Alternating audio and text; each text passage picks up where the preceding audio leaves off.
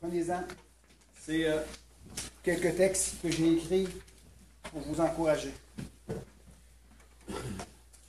Alléluia. Ce matin, on va commencer une nouvelle série. J'ai réalisé, il y a quelques jours, d'une façon un peu plus concrète, d'une façon un peu plus spécifique, du moins pour ma propre vie à moi, que ce qu'on a besoin, ce n'est pas plus de conférences, ce n'est pas plus d'enseignements, ce n'est pas plus d'outils, ce n'est pas plus de prédication. Ce n'est pas nécessairement cela qu'on a besoin. Parce qu'entre vous et moi, on est bombardé d'informations de tous bords et de tous côtés. On est, pour ma part à moi, peut-être que je ne ferai pas comment? Limité. C'est ça, tu l'as dit. Des fois, j'ai des mots que je ne peux pas prononcer. Ainsi va la vie. Ainsi va ma diction. Mais on est saturé. Et je sais que tout le monde ne sera peut-être pas du même avis que moi, mais on n'a pas besoin de plus de prédication. On n'a pas besoin de plus de conférences. Pas besoin de plus d'outils. On a même beaucoup trop. Ce qu'on a besoin, c'est de maturer, c'est de grandir. On a besoin de grandir. Je ne dis pas qu'il ne faut plus s'éduquer ni chercher à s'instruire. Je ne dis pas cela. Mais ce que je dis, c'est que nous avons besoin de grandir. Il y a un jour, ce qui est venu sur mon cœur, ce que je vous dis ici, c'est par expérience personnelle.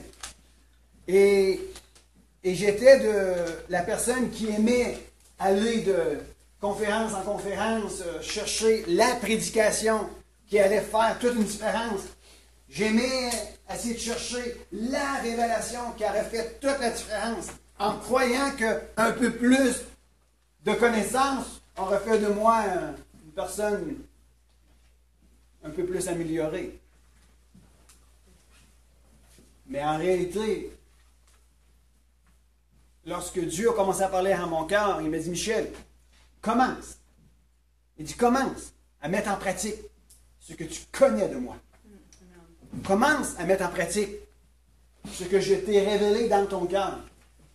Commence à travailler avec les choses que tu connais maintenant. Et ne te préoccupe pas des choses que tu ne connais pas encore. Le temps viendra où dans ta croissance et dans ta route vers la maturité, tu apprendras autre chose. Est-ce que vous me suivez ici? C'est important qu'on puisse saisir cela. Vraiment, vraiment, vraiment important. Parce que bien souvent, on oublie l'essentiel.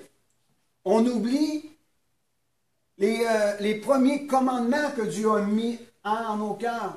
On oublie les principes de la parole de Dieu qui dit « Aimez-vous les uns les autres. Pardonnez-vous réciproquement. » Si vous avez à vous plaindre de quelqu'un ou de quelque chose, priez. Faites du bien à votre prochain. Faites ce que vous aimeriez qu'on fasse pour vous. Faites-le aux autres. Et souvent, on oublie ces choses-là parce qu'on recherche quelque chose de plus grand, de plus révolutionnaire. Puis on oublie l'essentiel. Est-ce que c'est vrai? Jésus, pourtant, nous a amené un message vraiment simple. Vraiment simple. Tellement simple qu'un enfant de 8 ans et demi peut mettre en pratique et peut comprendre et peut saisir. Et nous, on essaie de compliquer les choses. Un jour, j'étais en train de faire une prédication et Dieu m'a dit, Michel, ne sois pas ministérieux. Sois un ministre de l'Évangile. Hein? Alors, ce matin, je veux vous parler, le mois d'avril est probablement le mois de mai. On veut faire une série sur En route vers la maturité. Et j'ai un verset clé. Un verset clé que je vais vous lire. Juste quelques mots de ce verset. C'est dans Galates 4.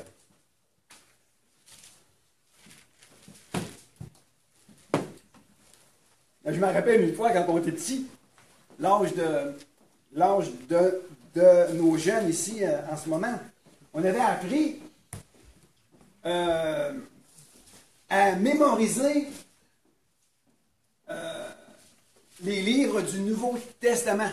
Matthieu, Marc, Luc, Jean, Actes des Apôtres, etc., etc. Puis à un moment donné, quand on arrivait à dire Galates, une de mes... un membre de notre famille, pour ne pas dire c'est... a dit Galette. Mais on avait assez ri, hein? Galette. Galette à la place, tant qu'à dire. Et juste pour vous dire une chose, que dans notre apprentissage de la connaissance de notre Sauveur, Jésus-Christ, il faut que ça soit plaisant, il faut que ça soit le fun, il faut que ça soit agréable, il faut que ça soit plaisant, il ne faut pas que ça soit trop rigide. La rigidité, à un moment donné, ça va casser. Quand ça casse, des fois on est désillusionné. Puis on remet en question la chrétienté. Parce que c'est trop rigide. Il ne faut pas que ça soit rigide. Que ça soit flexible. Que ça soit agréable. Que ça soit le fun. Amen. Amen. Alors, on va lire Galates 4. Galates 4. Juste un verset de base pour nous introduire dans la série vers une maturité spirituelle. J'ouvre une parenthèse. Okay? Plus que ça va, plus qu'il y a des enfants qui viennent. J'aimerais ça qu'on puisse prier ensemble. Qu'on puisse prier ensemble pour que Dieu puisse nous inspirer, que Dieu puisse nous donner une personne, un couple, quelques personnes pour venir prendre soin de cette génération. Un jour, quelqu'un a dit ceci: la jeunesse, c'est l'Église de demain. Les enfants, c'est l'Église de demain. Pourriez-vous me permettre de vous dire ceci? Que les enfants, c'est l'Église d'aujourd'hui. Parce qu'il existe. Les enfants vivent aujourd'hui. Alors pourquoi qu'on ne dira pas que les enfants, c'est l'Église d'aujourd'hui? La jeunesse, c'est la vitalité de l'Église.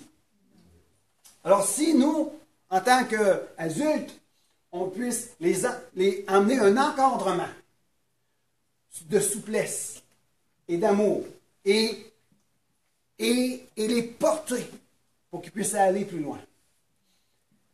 Amen? Alors on va prier maintenant pour que Dieu puisse inspirer quelqu'un. Peut-être que la personne se trouve ici, assise. Peut-être que quelqu'un est en train de se demander, Seigneur, qu'est-ce que... Ou peut-être pas en disant Seigneur, ou peut-être juste dire, j'aimerais peut-être faire quelque chose de différent, moi. J'aimerais ça peut-être m'impliquer, puis juste laisser une marque avant que je quitte cette terre. Et j'ai peut-être une passion dans mon cœur, mais j'ai peut-être pas l'habilité de me présenter devant un groupe de personnes, mais peut-être qu'avec 2, 3 enfants, ou je ne sais pas, Seigneur, je me cherche un peu. Alors, c'est peut-être toi que Dieu veut appointer pour prendre soin de nos enfants, ou peut-être que les enfants prendront soin de toi. Une joke à part, que dit. Hein? Seigneur Jésus, je te remercie pour ta grâce. Je te remercie pour le privilège que nous avons de se réunir ensemble. Et un de mes amis, Paul Viglot, apôtre de l'Évangile en Europe, a dit ceci. Il viendra un temps que dans ton Église, tu vas accueillir des familles. Puis pour ceux qui ne sont pas encore mariés, ici, il va y avoir des célibataires qui vont entrer aussi. Alors, on va prier pour des célibataires filles, des célibataires, pour qu'on puisse combler à tous les besoins. Mais Paul Bigelow a dit qu'il va y avoir des familles qui vont se joindre à votre assemblée parce que Dieu appelle la restauration des familles et veut bénir les enfants, les parents, les grands-parents. Nous sommes une église de 3 générations. Alors, Seigneur Jésus, inspire dans les cœurs de quelqu'un, même s'il n'est pas dans cette assemblée, appelle-le, amène-le ici pour être des moniteurs, des monitrices, des pasteurs pour les enfants. Oui, pour notre jeunesse. Amen. Est-ce que vous êtes d'accord avec moi? Yes. Mettez ça sur votre sujet de prière. Nous prions pour des pasteurs d'enfants et de jeunesse. Pasteur, ça veut dire prendre soin. Amener les gens dans un encadrement agréable, afin que les gens puissent s'épanouir convenablement. Alors, on a dit Galates 4. Je veux juste vous mettre une fondation ce matin sur aller vers la maturité. Ça dit, or, je le dis, aussi longtemps que l'héritier est enfant.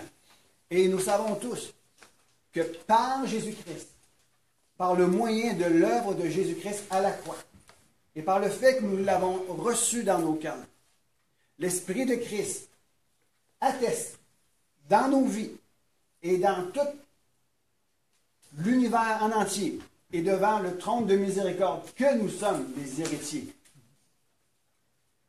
en Dieu et co-héritiers de Christ. Est-ce que c'est vrai? Alors, on parle de nous ici.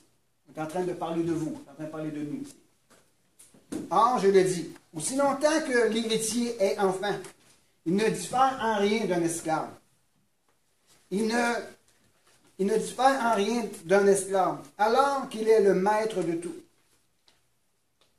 Il est soumis à des tuteurs et des administrateurs, jusqu'au temps marqué par le Père. Alors, on est en train ici de nous expliquer que nous sommes des héritiers et que nous sommes appelés à grandir en Christ Jésus afin de prendre possession de ce qui nous revient par la foi, par le moyen de la croix.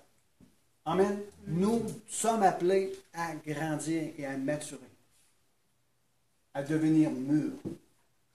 Et quand on dit à devenir mûr, à devenir parfait. Est-ce que c'est bien ça? Je vous ai laissé une feuille ici. Dieu est amour. La compréhension de l'amour de Dieu dans notre vie pour soi-même est vitale. Vous devez comprendre et saisir que Dieu vous aime. Que Dieu vous aime. Non pas pour les choses que vous faites, mais Dieu vous aime pour qui vous êtes. C'est important de saisir cela. Parce qu'il y en a dans notre société aujourd'hui, et depuis longtemps d'ailleurs, je crois, qu'il y a des gens qui ont développé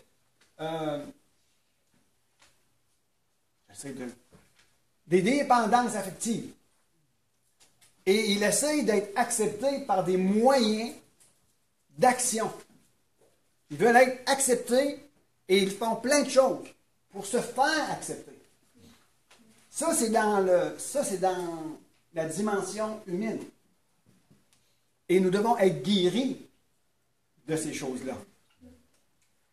Et lorsque nous parlons que Dieu est amour, dans 1 Jean 4, que Dieu est amour, nous devons développer une confiance dans cet amour, que Dieu nous aime non pas à propos de ce que nous avons fait, mais à propos de qui nous sommes. Nous sommes sa création. Et Dieu a prouvé son amour. Dieu n'a pas prouvé son existence, mais Dieu a prouvé son amour. Et à travers son amour, l'Esprit de Dieu témoigne à notre cœur que Dieu existe. Amen. Alors nous devons comprendre que la première caractéristique de Dieu, c'est amour. Il est amour. Recevez-le pour votre cœur. En oubliant vos erreurs et vos fautes, Dieu ne vous reçoit pas à propos de vos actions. Dieu vous reçoit à propos de l'œuvre de Jésus-Christ à la croix et de votre foi appliquée sur son œuvre. Il vous reçoit. Et par le fait même que vous recevez Jésus-Christ comme Seigneur et Sauveur dans votre vie, dans votre cœur, dans votre être, il fait de vous son enfant. Et même encore là, les gens qui n'ont pas accepté Jésus-Christ comme Sauveur personnel, Dieu les aime. Mais le fait de recevoir Jésus-Christ comme Seigneur et Sauveur, nous sommes en train d'expérimenter son amour. Bien que les gens sont aimés par Dieu, ils n'expérimentent pas l'amour de Dieu pour leur propre vie. Car c'est en Christ Jésus qu'on peut expérimenter son amour réel. Un amour tangible. Amen.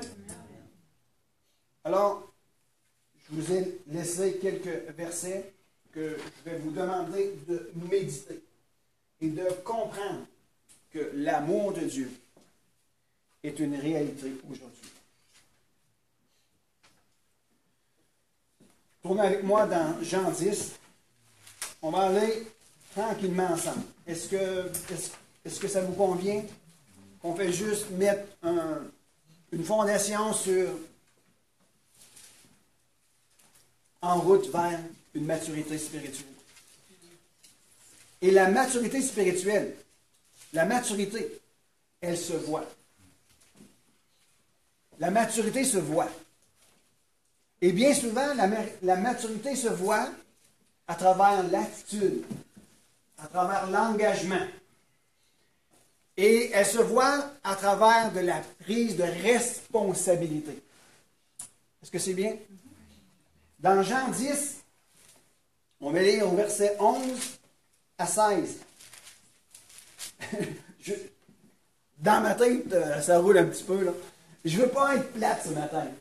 Savez-vous pourquoi je vous dis que je ne veux pas être plate ce matin? Parce que c'est des choses que j'ai déjà apportées, mais que je veux remettre en place. Parce que pour moi, quand Dieu m'a interpellé en disant « Michel, tu as besoin de maturité. » Et la maturité, c'est quand que tu mets en pratique ce que tu connais de moi. On doit se nourrir convenablement. On doit veiller sur notre relation avec Dieu. Et on doit rentrer dans une maturité. Alors, c'est pour ça que je veux vous amener quelques points. Jean 10, de 11 à 16. Est-ce qu'on peut le lire ensemble? Ceux qui ont une Bible ouverte, à toi, on part. Boum! Puis on lit ensemble. Amen? Pas la même chose, Mathilou? C'est pas grave. Lisez-le dans votre version que vous avez. J'ai dit Jean 10, 11 à 16. Je vais me trouver. OK. 11 à 16. On part. Tout le monde est prêt? On part. À toi. Toi. OK. Non. OK. 1, 2, 3.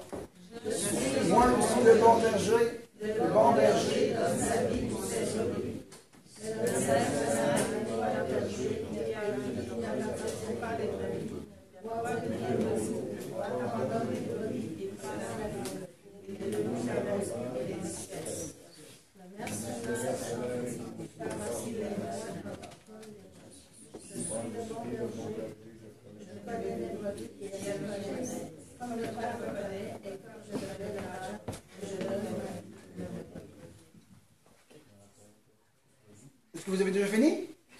Amen. C'est bon?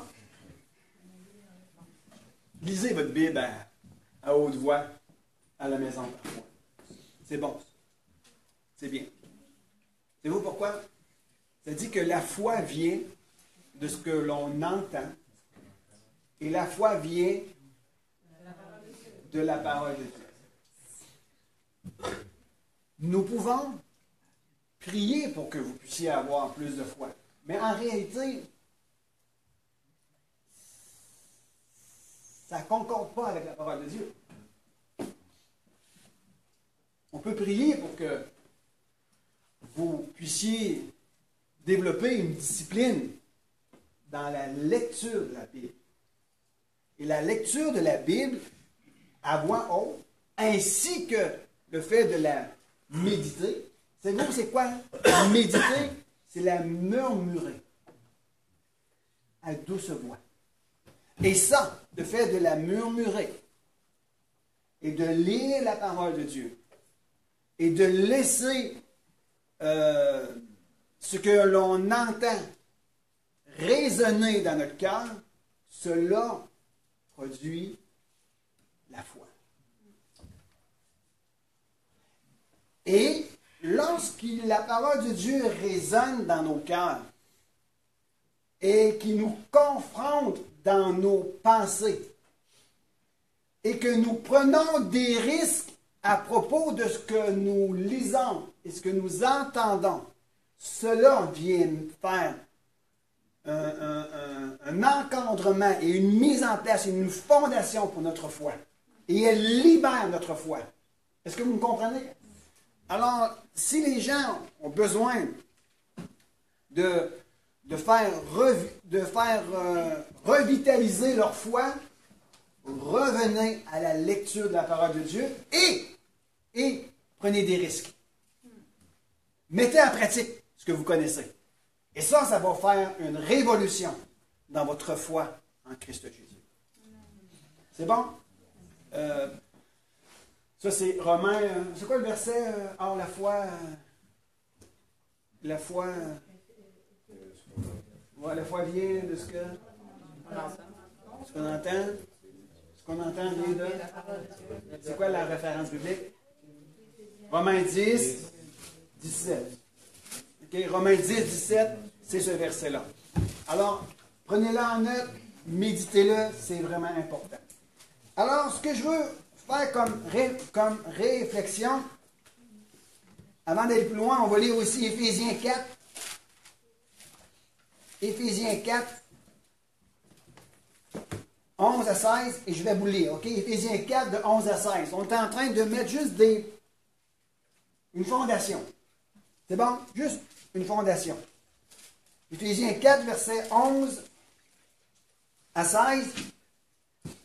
Je vais partir, pour ma part à moi, au verset 13, qui dit, jusqu'à ce que nous soyons tous parvenus à l'unité de la foi et de la connaissance du Fils de Dieu, à l'état d'homme fait. Quand on parlait à l'état d'homme fait, c'est être mûr, rentrer dans la maturité. Il y a un processus dans notre vie que nous devons mettre en place.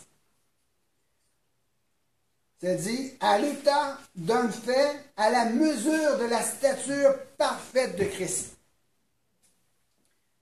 Ainsi, au verset 14, ainsi nous ne serions plus. Ça dit quoi? Nous ne serions plus des enfants. Nous sommes appelés à devenir des adultes dans l'encadrement de la vie chrétienne, dans l'encadrement de notre relation personnelle avec Jésus-Christ, dans l'encadrement de nos relations mutuelles les uns les autres, nous sommes appelés à devenir des adultes. Je reprends le verset 14. Ainsi, nous ne serions plus des enfants, flottant et entraînés à tout vent de doctrine, joués par les hommes avec leurs fourberies et leurs manœuvres séductrices. mais en disant quoi? La vérité avec amour. Un des signes de maturité en Christ Jésus, que vous tendez vers la maturité en Christ Jésus, c'est que vous dites la vérité avec amour à votre prochain. Nous croîtrons à tout égard en celui qui est le chef, Christ. De lui, le corps tout entier, bien ordonné et cohérent, grâce à toutes les jointures qui les soutiennent, fortement, tire son accroissement dans la mesure qui convient à chaque partie, excusez-moi, qui s'édifie lui-même dans l'amour. On a dit tantôt que très important que vous puissiez comprendre l'amour de Dieu pour votre propre vie personnelle. Vous devez la comprendre. Et comprendre aussi l'amour de Dieu au milieu de la communauté. Et comment que Dieu agit envers nous et envers tous et chacun. Je vous ai lu, Jean 10, 11 à 16 et Éphésiens 4, de 11 à 16 est un fondement qui nous parle que nous sommes appelés à grandir et à avoir de la maturité. Alors maintenant, celui qui a accepté Jésus-Christ comme sauveur personnel. Est-ce qu'il y en a ici qui ont accepté Jésus-Christ comme sauveur personnel? Tout le monde qui est ici, je crois, ont accepté Jésus comme sauveur. Et le fait d'avoir accepté Jésus comme sauveur a une conséquence extraordinaire. C'est que nous sommes passés de la vie à la mort. Dieu nous a communiqué dans notre esprit la vie éternelle. C'est quoi j'ai dit? De la vie à la mort? Ah, non! Ah! Merci de me corriger. La vérité dans l'amour. Vous m'avez amené dans la vérité. On a dit Amen. Dans l'amour. Vous avez dit Amen, vous êtes pardonné. C'est évident, les femmes, mais c'est bon. Elle a dit, on vous suit. Moi, je commence à suivre. OK. Lorsque nous avons accepté Jésus comme sauveur, il nous a amené de la mort à la vie. Il a mis dans notre esprit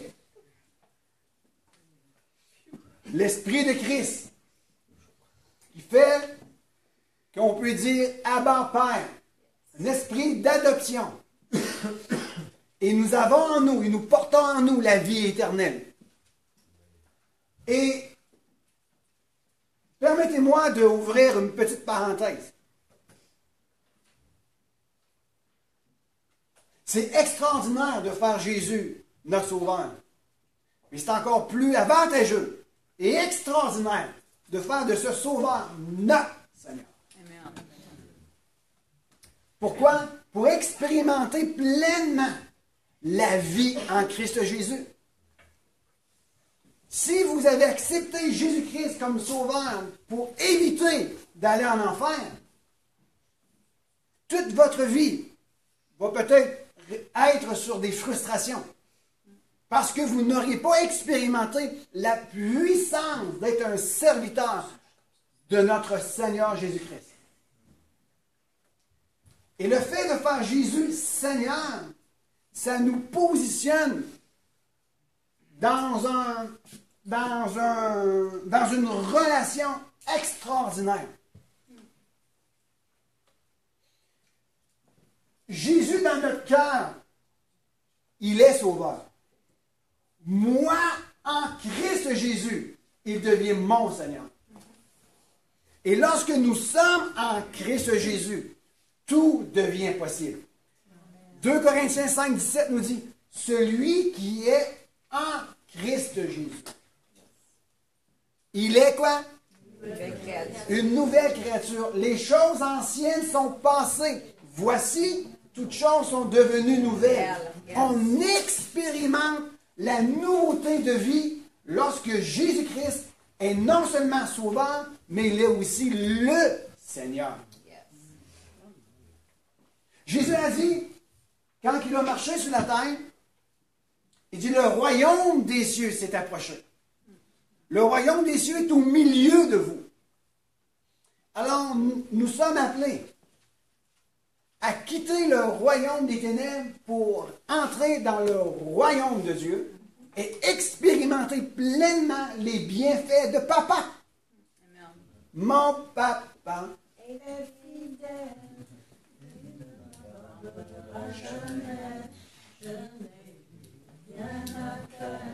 Quand Yahweh m'a libéré.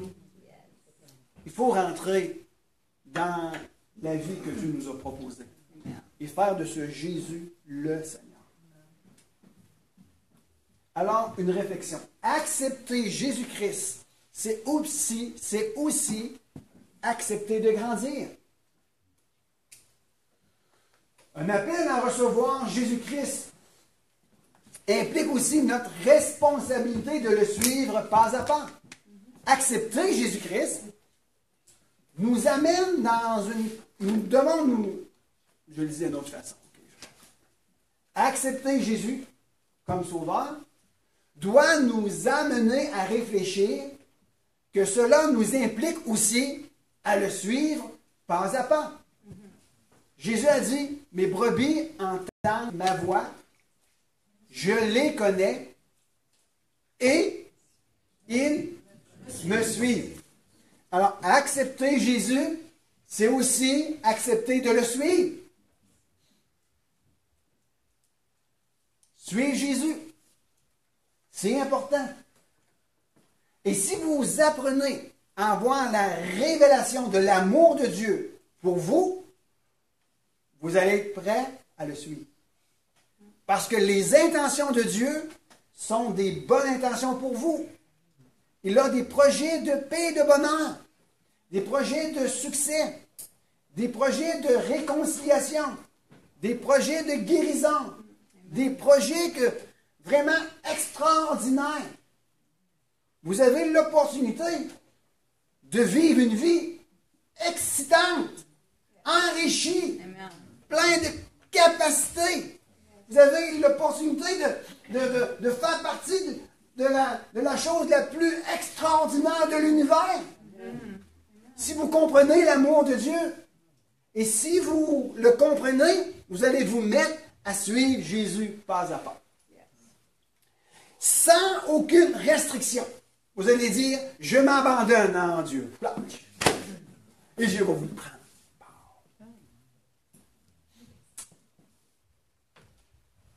Pourquoi je veux faire une série sur la maturité? Pour que vous puissiez prendre possession de votre héritage en Christ Jésus. Quel est notre héritage en Christ Jésus? La vie éternelle. La guérison. Avoir accès à la bonté de Dieu. Avoir accès à la paix, à la joie. Avoir accès à la guérison, avoir accès à la provision céleste, être consolé, pouvoir se réjouir et aussi voir nos bien-aimés guéris, sauvés, délivrés et être en mesure de faire une différence aujourd'hui et d'être accepté pour qui nous sommes. Notre héritage en Christ Jésus, c'est un héritage qui ne perdra jamais sa valeur. Marchez en lui. Mettez en pratique ce que vous connaissez de la parole de Dieu maintenant. Je fais une pause. Et je vous donne un exercice à faire chez vous. Mais je n'irai pas vérifier si vous l'avez fait ou pas. Mais je vais vous demander de prendre un temps à la maison et commencer à faire un inventaire. Un inventaire. Faire un inventaire de ce que vous connaissez de Dieu, de ce que vous connaissez de la parole de Dieu. Faites un inventaire. Et commencez à écrire. Juste à écrire. Écrivez. Rappelez-vous toutes les promesses. Faites tout ça. Écrivez. Après ça, de l'autre côté, vérifiez ce que vous mettez en pratique. Juste ça. vérifiez ce que vous mettez en pratique de ce que vous connaissez de Dieu maintenant. Et s'il faut faire des ajustements, faites des ajustements. Prenez cet engagement. Est-ce que vous comprenez ce que je veux dire? Hein? Parfois, il est bon de revenir à la base.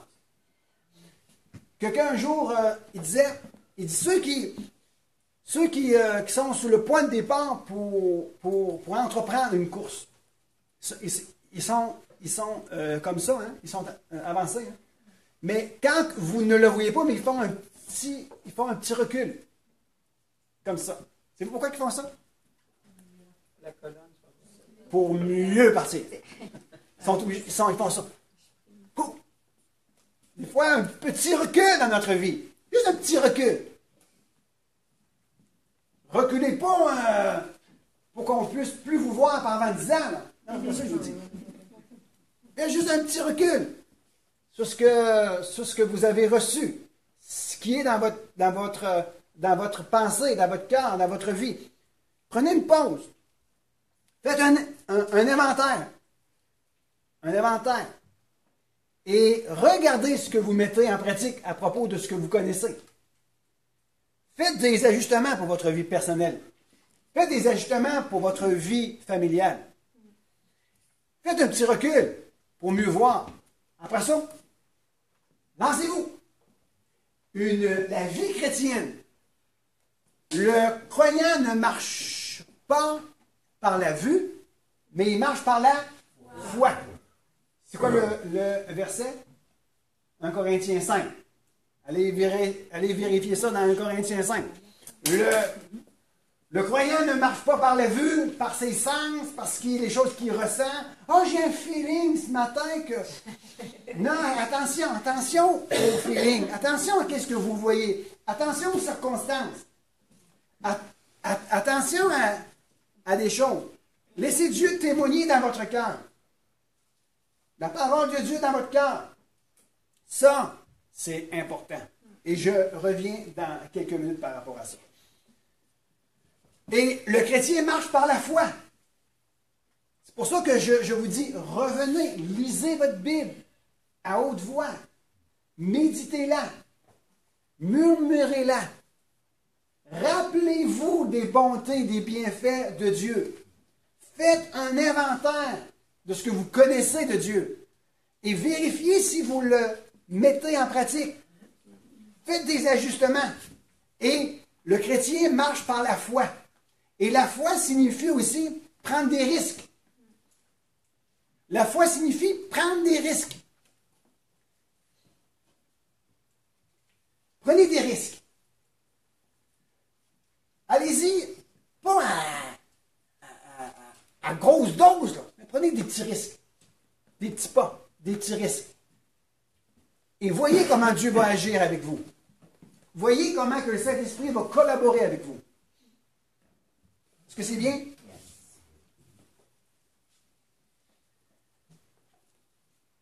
Jésus a dit, mes brebis entendent ma voix. Je les connais. Nous voyons ici, quoi? Une relation. La vie chrétienne est basée sur une relation avec le Sauveur et le Seigneur. La première relation que nous devons entretenir dans notre vie, la première relation que nous devons avoir, c'est une relation avec notre Créateur, avec Dieu, avec notre Sauveur. Avoir un dialogue ouvert avec lui. Exprimez-vous. Prenez un temps pour parler avec Jésus chaque jour. Et laissez Dieu vous parler. Savez-vous que vous avez la capacité d'entendre Dieu parler maintenant? Savez-vous que là où vous êtes, peu importe dans quelles conditions vous vous trouvez, dans quel niveau de maturité vous êtes, indépendamment, vous pouvez entendre Dieu vous parler? Amen. Dieu parle.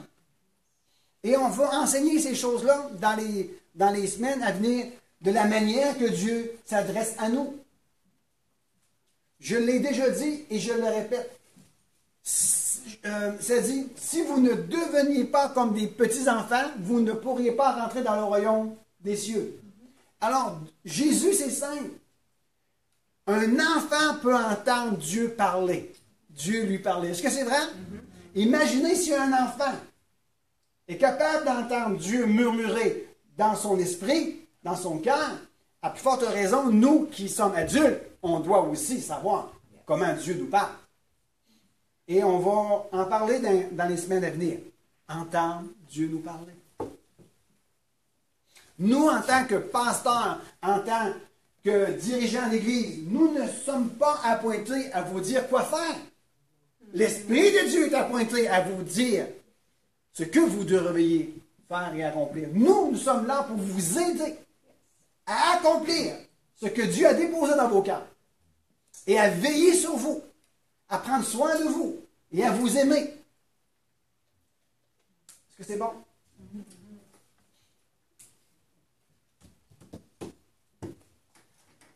C'est juste un fondement ce matin, tranquillement, pas trop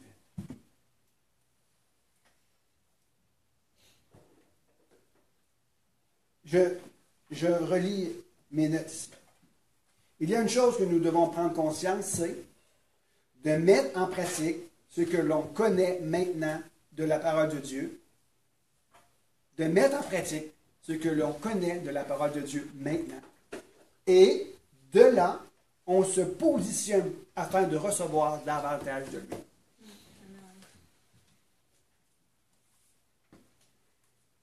J'avais déjà dit à un moment donné à une église que j'avais visitée. J'ai dit, savez-vous, on vous dit ça souvent, il est important de mettre en pratique ce que vous connaissez de Dieu. Puis j'avais comme perçu certains regards comme ça. J'ai dit, je vais juste vous démontrer que parfois, on peut négliger de mettre en pratique ce que la parole de Dieu enseigne. Combien de personnes ici ont des querelles avec son frère? Combien de personnes ici ont encore de la critique vis-à-vis de quelqu'un? Combien ici ont encore de l'amertume ou de la jalousie? Combien de personnes ici gardent dans son cœur un ressentiment contre son propre frère? Combien de personnes ici ne veulent pas pardonner encore? Et je peux vous dire que les visages ont changé. J'ai dit ça, vous connaissez ça depuis votre début de votre chrétienté. Est-ce que c'est vrai? Pour comment ça fait 10-15 ans encore que vous ne le vivez pas encore? C'est pour ça que je vous dis, il est important de faire des mises à jour dans notre vie personnelle. Et je suis inclus, moi aussi. Je ne suis pas exclu, là. Il y a encore des choses dans ma vie que je connais, puis que je ne mets pas en pratique. Pour toutes sortes de raisons. Mais il n'y a aucune raison qui devrait être élevée entre moi et Dieu pour dire, Seigneur, tu l'as demandé, je ne le fais pas pour telle ou telle raison. Les raisons, les excuses ne marchent pas parce que Dieu va présenter l'œuvre de Christ. Et lui, il avait toutes les raisons pour ne pas aller à la croix. Et il a été à cause de toi. Il n'y a aucune raison qui tient debout pour dire, je me justifie, je ne la pardonne pas, voici quelle est la raison. Il n'y a aucune raison. Je terminerai avec, tout comme un enfant vient au monde, dans cette dimension ici, tout comme un enfant vient au monde, il reçoit une vie à vivre. C'est vrai? Il reçoit une nature à développer. Et il reçoit des capacités à utiliser dans un encadrement familial. Est-ce que c'est vrai? C'est simple. Hein? Nous,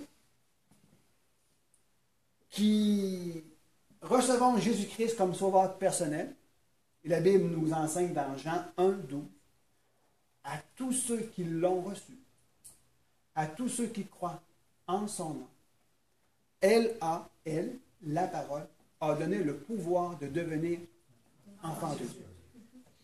à tous ceux qui l'ont reçu. Ceux qui reçoivent Jésus-Christ comme sauveur personnel deviennent un enfant de Dieu. Nous appelons cela être nés de nouveau. Et lorsque nous sommes nés de nouveau, nous avons une vie à vivre. Celle de fils et de filles de Dieu. Nous avons une nature à développer, la nature spirituelle. Et nous avons des capacités à développer, parce que nous avons reçu des dons. Et dans un encadrement de famille, appelé Église. Ça vient rejoindre Éphésiens 4, versets 11 à 16. Et il a donné les uns comme apôtres, prophètes, évangélistes, pasteurs et docteurs, pour le perfectionnement des saints en vue de l'œuvre du ministère.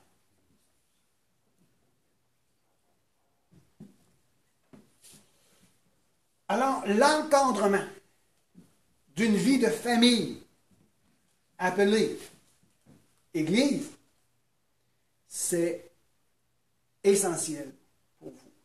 La Bible nous fait mention, et je termine.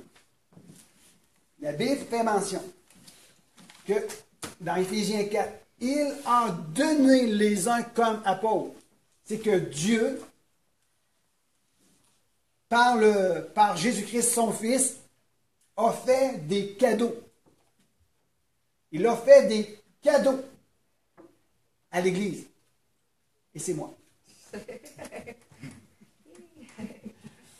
Tous ceux et celles qui sont appelés, et on va le dire de cette façon-là, dans un ministère de gouvernement, un ministère gouvernemental, apôtre, prophète, évangéliste, pasteur, docteur, c'est des cadeaux que Dieu vous donne.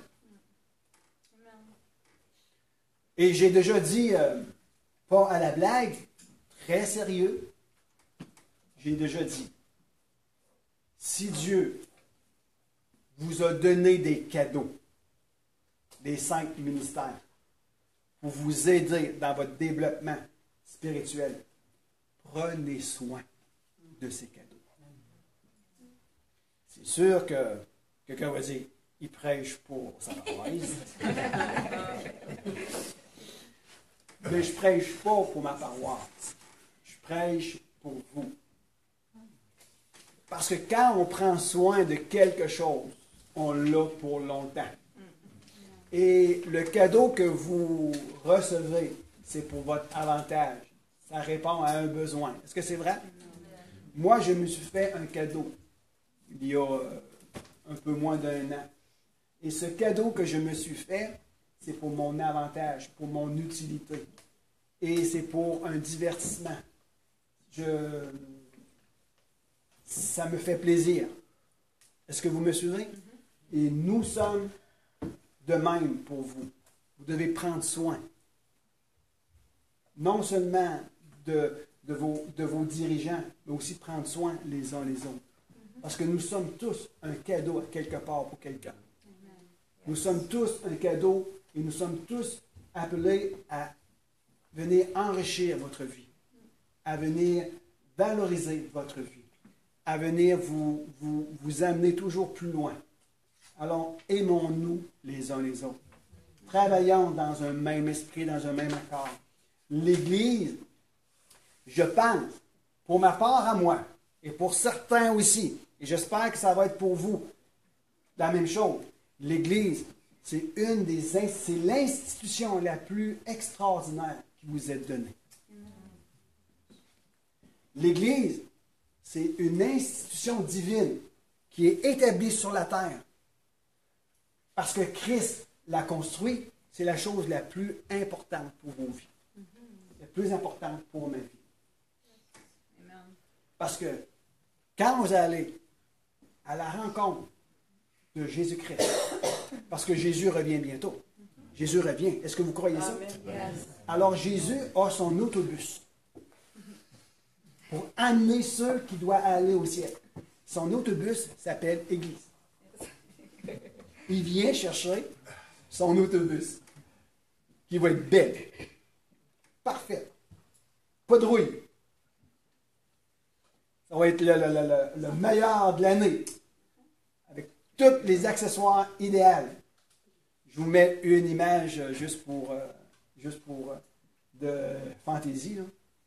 Mais quand Jésus revient chercher ses enfants, il vient rechercher son Église. Alors, voici maintenant. Et je termine sur ça. Je sais que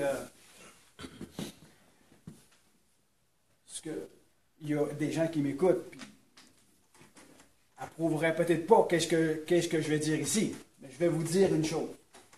Que l'Église, de la manière que Dieu veut qu'elle soit, de se réunir ensemble, de partager la parole de Dieu, de se réjouir ensemble, de prier les uns pour les autres et avoir une autorité spirituelle établie par Dieu au milieu de nous, à travers les 5 ministères.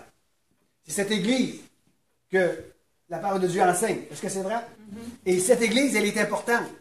Nous devons la préserver, nous devons la garder, nous devons aller contre toute hauteur et tout raisonnement qui s'élève pour dire que l'Église, avec un encadrement spirituel, avec les 5 ministères établis, que c'est chose dépassée. Non, c'est chose d'actualité aujourd'hui. Et tous ceux et celles qui ne veulent pas s'unir dans un encadrement d'Église et qui cherchent des excuses pour rester chez eux à la maison, assis derrière un ordinateur, et ne pas vouloir se mêler entre frères et sœurs pour partager leurs capacités, leurs dons, leur amour, mais qui l'évitent. C'est des gens qui ont besoin d'être guéris, d'être restaurés, d'être aimés, d'être accueillis, d'être appelés, d'être consultés, de prier pour eux, pour qu'ils puissent venir joindre le corps de Christ et participer ensemble au flot de l'Esprit de Dieu au milieu de nous. Mais tous ceux et celles qui s'éloignent, sous prétexte que je suis l'Église, oui, tu es un membre de l'Église. Mais l'Église a besoin que tous les membres se réunissent ensemble. Et forment le corps de Christ. Et venir célébrer en communauté. Afin que lorsqu'ils vont dans la communauté, ils représentent Christ. Amen. L'Église est importante. C'est votre cadeau. C'est votre maison. C'est ma maison. Vous êtes mes frères et sœurs. On doit se protéger. On doit s'aimer. On doit s'unir ensemble. On doit créer des événements ensemble. Pas surcharger d'événements, c'est pas ça que je vous dis. Mais avoir des temps ensemble. Des temps d'intimité ensemble. Des temps où on peut célébrer Dieu. Pour que lorsqu'on arrive dans nos familles immédiates, on partage la bonté de Dieu, l'amour de Dieu. Et lorsqu'on va dans nos milieux de travail, on reflète l'amour. Parce qu'on a été se connecter à la source. Amen. Oui, à la source avec Dieu, mais la source qui est en toi. On se connecte les uns les autres. C'est important. Amen. Amen. Je vous aime. Dieu vous aime. Tu m'aimes aussi? Ah, c'est bon. On termine en prière, OK? Oh, oui.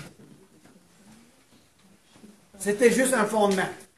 Un fondement de réaliser que nous devons aller vers la maturité. Je vous ai donné quelques petites clés, quelques petites consignes. Est-ce que vous allez les mettre en pratique? Yes. Alors, faites un inventaire. Vérifiez ce que vous mettez en pratique. Faites un ajustement. Et expérimentez l'amour de Dieu.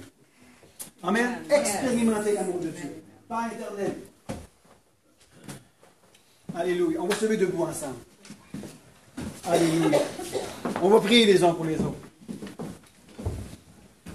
Amen.